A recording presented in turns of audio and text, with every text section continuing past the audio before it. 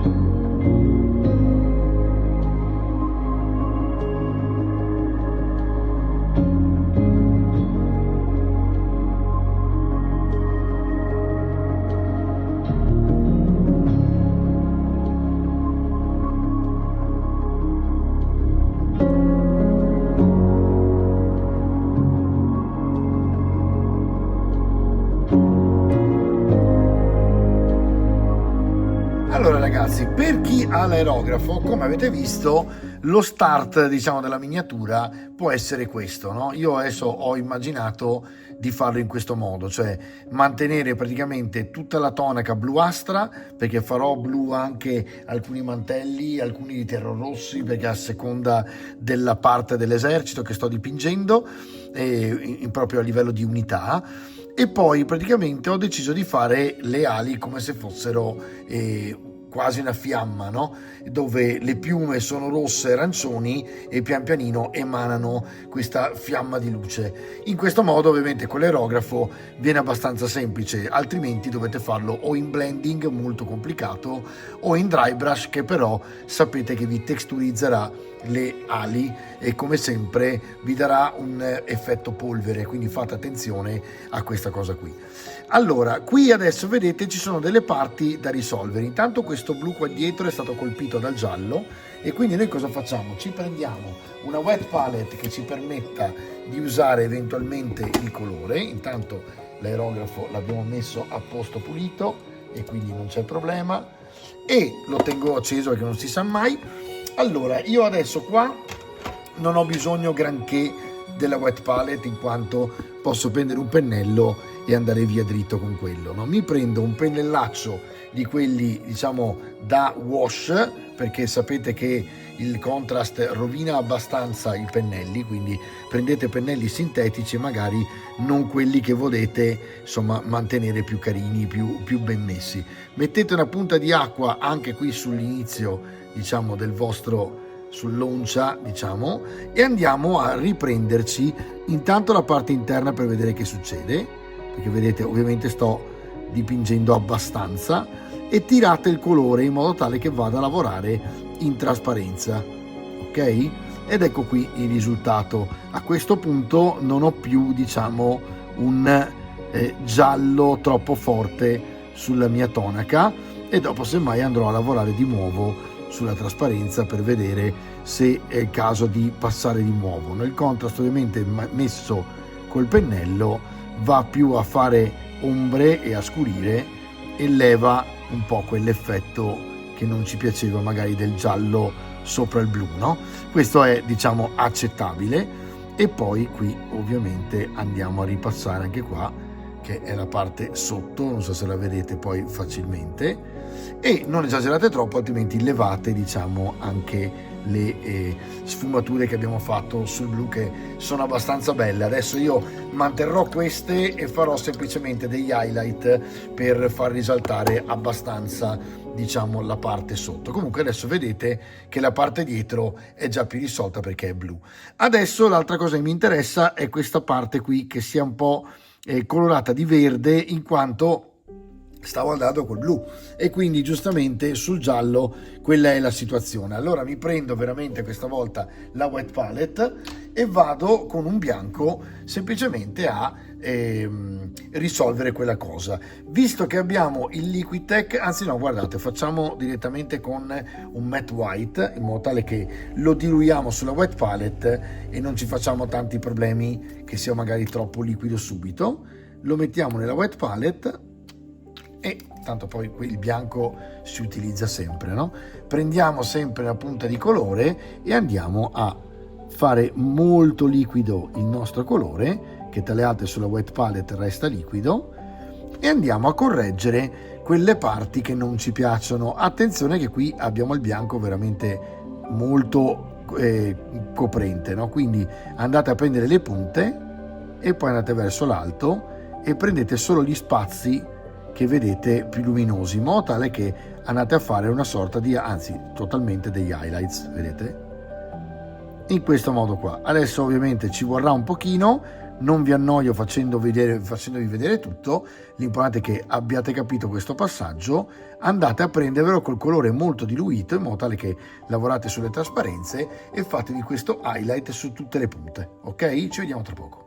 Ok ragazzi, allora guardate, ho risolto praticamente la maggior parte dei difetti che c'erano, illuminando più di bianco le parti finali e sfumando l'arancione e il giallo, in modo tale che sembrino proprio un po' più, diciamo, fiammate, ok, senza essere contaminate dal blu, no?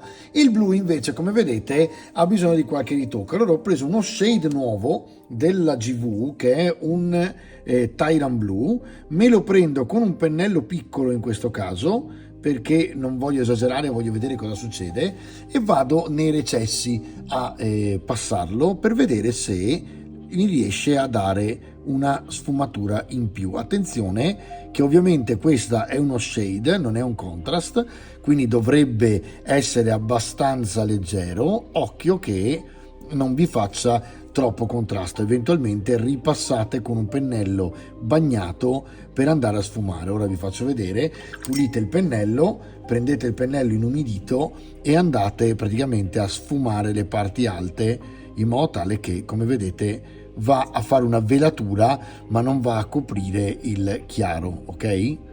E basta, questo è quanto. Quindi praticamente adesso quello che mi interessa è che il mantello risulti sfumato con dei buoni contrasti, e poi quando ovviamente sarà asciutto farà il suo effetto. Andremo a vedere come, ma guardate, vado dentro praticamente sulla parte interna, sotto, tanto tutto il resto verrà dipinto dopo, e vado praticamente a dargli queste botte di scuro, diciamo, per dargli un pochino di movimento. Adesso qui non voglio esagerare troppo, quindi scendo giù leggermente, inumidisco e vado a velare anche questa parte qua, sfumandola con l'acqua, ok? In modo tale che, avete visto, vi gestite in questo modo la vostra shade, che non è appunto un contrast, quindi non è violentissimo, e vi permette anche di fare una sorta di velature, se volete,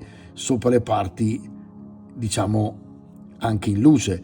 Però in questo modo qua, vedete, vado a aumentare la sfumatura senza essere troppo esagerato. Guardate, anche qui, per esempio, una parte interna, ecco qua, e poi qua dentro andremo a fare tutto il blu, e anche qui andiamo a velare in modo tale che continuiamo a coprire il difetto che c'era all'inizio. Vado a fare l'ombra sotto l'armatura che dopo colorerò. Questa è la parte, diciamo, iniziale della miniatura, che occorre, insomma, fare un po' di attenzione all'inizio in modo tale che poi, vedete, vado a sfumare. E adesso, ora si deve ancora asciugare, però vedete come già è sfumata, e in realtà abbiamo fatto il giusto, non ci siamo proprio scalmanati, no? Per fare una cosa del genere. Adesso la parte interna, che potremmo fare per esempio addirittura col Talassar, andiamo sempre con lo shade Tyrant a, diciamo, dipingerla in modo tale che venga abbastanza blu, perché è in ombra, e quindi la veliamo un po' tutta. Non vi preoccupate anche qui per l'armatura, perché tanto verrà fatta dopo, e andate proprio a coprire la parte interna in questo modo qua. Controllate un pochino tutto, le parti che si vedono di più, diciamo, adesso vedete la parte interna è già sfumata. Ovviamente anche la parte interna asciugherà, e quindi ci sarà anche qui meno contrasto di quello che state vedendo in questo momento. Dietro ancora non mi piace, vorrei dargli un colpettino in più. Vediamo un pochino se funziona qua, e funziona, direi, no? Lasciate un bel po' di blu e facciamo in modo che vada a sfumare. Ok ragazzi, allora lo scopo di questa puntata era farvi vedere proprio lo start di questa miniatura, ok? In modo tale che nella prossima puntata possiamo andare avanti con tutto un altro tipo di tecnica a mano, che è ovviamente quella dei metalli. Questa volta andrò giù con i metalli nuovi della Army Painter, e quindi nella prossima puntata vedremo in azione, diciamo, il gunmetal, il plate mail metal, lo shining silver, che diventeranno l'armatura, prima di andare poi ad invecchiarla con lo streaking grind, probabilmente anche se non toccherò ovviamente le parti dei vestiti eccetera, che lascerò puri, diciamo, in modo tale che ci sia questo contrasto fra la luce delle ali e la tonaca e il resto dell'armatura, che resterà abbastanza sporco. Ok, adesso prima di lasciarvi farei gli ultimi colpi di highlight su questi angoli, diciamo, del canovaccio, diciamo, del suo, perché è una sorta di gonna, però insomma è appeso così, quindi insomma la parte sotto, diciamo, della miniatura. Ok, quindi andiamo a prendere un azzurro, ce lo mettiamo sulla white palette con il bianco, oppure vediamo di beccare un azzurro magari molto carino, che sia già abbastanza chiaro, e via con quello andiamo di highlight. Allora ragazzi, per fare le luci ho preso il Contrast Frost Heart, che è, diciamo, la base più chiara, un Baron Blue della Warpaints, li ho mescolati con un tocco di bianco e ho realizzato, diciamo, sulla white palette questa sorta di azzurrino che dovrebbe, quando vado qui a fare, come vedete, le luci, senza però avere troppo impatto sul resto, perché mi sembrava un po' troppo grigetto, cioè aveva delle connotazioni un po' troppo grigie il Baron Blue da solo. Allora l'ho scaldato, diciamo, con lo stesso Warpaint, non Warpaint, ma lo stesso contrast dell'inizio. Andiamo a illuminare praticamente la parte inferiore della tonaca, chiamiamola così, che forse è il modo più esatto per chiamarla, e dovrebbe darci un risultato di luminosità all'occhio. Non esagerate, mi raccomando, il colore tanto liquido, in questo caso molto liquido, e andate sulle parti che sono più in luce, quindi le parti alte. Lasciate perdere le parti in recesso, in modo tale che si veda, diciamo, una differenza. Ok, quindi da qua ritorno per fare un po' di luce, vado a prendermi praticamente questa parte qui, la illumino e vado a staccare il pennello dal centro in poi, in modo tale che appunto sembri illuminata solo la parte finale. Qui adesso uguale col taglio, fate sempre le parti di taglio della miniatura, quindi col collo del pennello entrate, vedete, in questo modo qua. Adesso qui leggermente andiamo a levarlo, che abbiamo esagerato, eccolo qui, avevamo ancora anche un po' di shade che si era conservato. Andiamo a mescolare ancora colore per cercare di riavere quell'azzurro caldo. Ok, me lo prendo di nuovo e vado avanti con questa parte qui, eccola qua, sempre col collo del pennello, sempre facendo un po' attenzione a non andare a toccare il resto. Occhio che per esempio io qua adesso ho ancora, diciamo, molto luminosa, cioè più che altro non luminosa ma bagnata, scusatemi che sono distratto dal fatto di dover stare attento a non distruggere la miniatura, e in questo caso, come vedete, rischio di andare a mescolare, diciamo, le due cose. Poi di qua non avevo fatto le luci, vado a prendermi le luci da qui, ecco qua, un pochino di sfumatura qui anche col dito,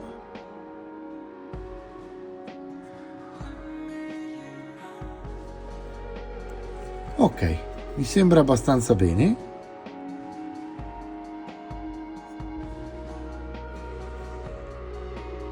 E ovviamente qui un po' a gusto, cercate di sfumare, secondo me non deve essere troppo esagerata, quindi si deve vedere quasi da vicino, da lontano deve dare quell'effetto luminosità che, diciamo, non si vede proprio forte, si vede quando andate ad avvicinare l'occhio alla miniatura e avete questi colpi di luce, diciamo, che possono renderla, come vedete, più mossa, ok?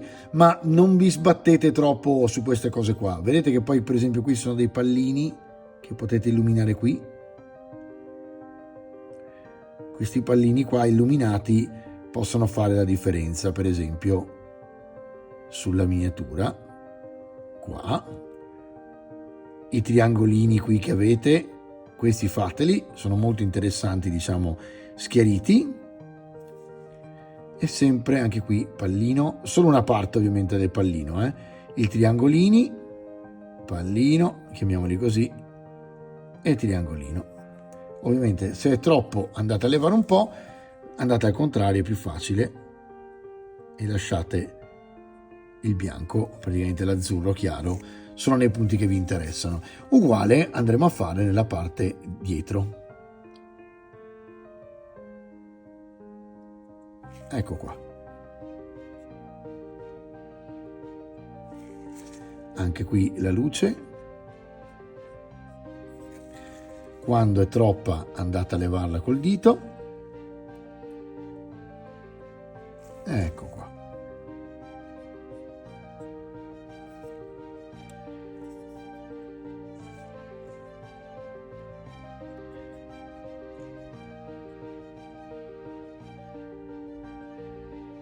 E vedete che alla fin fine, insomma, vi dà una profondità diversa, no? Una luminosità diversa.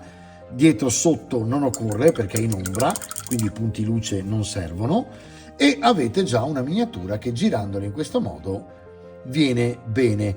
Il resto qui lo lasciamo perché gli highlight qua bianchi li abbiamo già fatti, il resto lo lasciamo così. Andremo a fare il contrasto nella prossima puntata molto forte, perché andremo proprio a colpire, diciamo, con le parti scure, metalliche, invecchiate, la differenza della miniatura, andremo proprio a colpire lì, dove avremo un dry brush sulla basetta, molto realistico, per esempio su questo legno col moss, con l'erbetta, la pietra sarà molto realistica, quindi la dipingeremo di grigio scuro e poi andremo a dry brushare. Quindi mi piace quell'idea del contrasto fra realistico e completamente, diciamo, puro, vedete com'è fumettoso, quasi cartone animato, perché rende un po' l'idea del fatto che le ali magari sono magiche, la tonaca non si è sporcata, al massimo possiamo fare poi in fondo un po' di pigmento, ma non esagererò moltissimo perché mi piace tenerla in questo modo qua. E ci vediamo per il recap.